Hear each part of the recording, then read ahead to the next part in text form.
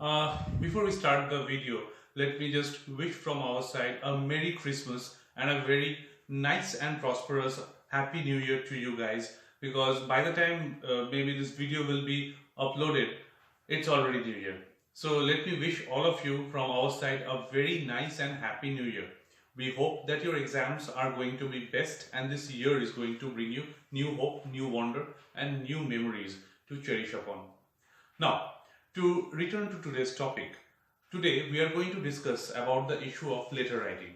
For the past several vlogs, we have been writing about, or rather we have been discussing about the issue of writing essays. Now, this time it is the time for thinking about letters. There are two kinds of letters which we find in the ICSE papers or in, as a matter of fact, in any kind of paper. The first of all is the formal letter and the another one is the informal letter. Today we are going to discuss on the informal letter. When we speak about informal letter, the first thing that comes to our mind is that what do we mean by informal letter? As the word suggests, informal stands for people who you are addressing are your friends, your family members or anybody in a much more lighter tone. Whereas the formal letter is addressed to a serious issue where you are writing the letter to the counselor or as a matter of fact to the principal telling about a certain issue or highlighting a certain issue of importance. Like for example, when you are writing to a counselor, you can be highlighting the issue of poor street light in your area or as a matter of fact waterlogging problem in your area. So there is a particular concern to it. But in case of informal letters, it can range from your Christmas party to suggesting your friend that how he should study his history paper to get more marks in examination. The first tips that you should maintain in case of informal letter is of course that you should stick to your format. The ICSE board, or as a matter of fact any board, follows a certain rule and format while writing letters and you should not deviate from it. You should maintain it and that is going to help you a lot because that is going to fetch you marks. If you don't maintain the format, definitely that is going to be penalized.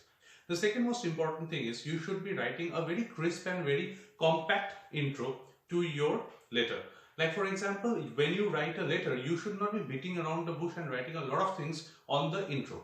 Rather, you should stick to 5 to 6 lines on the intro and then move on to the body part to make it much more enhanced in the matter which you want to address to the person concerned.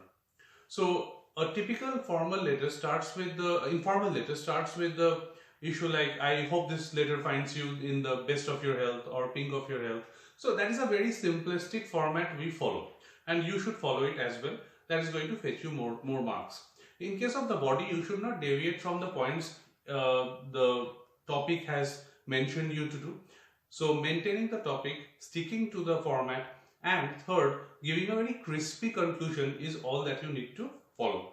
So when you are writing a conclusion, for example, you should maintain certain things. Like for example, if you write a letter to your father, then in the conclusion you can tell him, if you are either staying outside, you are writing a letter to your father who stays in your hometown, or as a matter of fact, if you are writing a letter to your father who is staying abroad and you are in your hometown, you are writing a letter to your father telling you about an emergency or certain issue, then you should conclude in this way that I hope that this letter has been able to convey to you the message I want to convey or I want to tell you, and I hope that you are going to take necessary steps to meet the demand as fast as possible, and we hope that you keep yourself in the best of your health so that we can meet very fast and share some very beautiful memories together.